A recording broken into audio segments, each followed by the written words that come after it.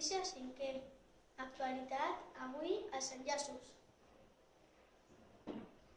Bon dia, jo sóc el Marc i avui tindrem dos convidats molt especials que són el Miquel, bon dia, i l'Antia.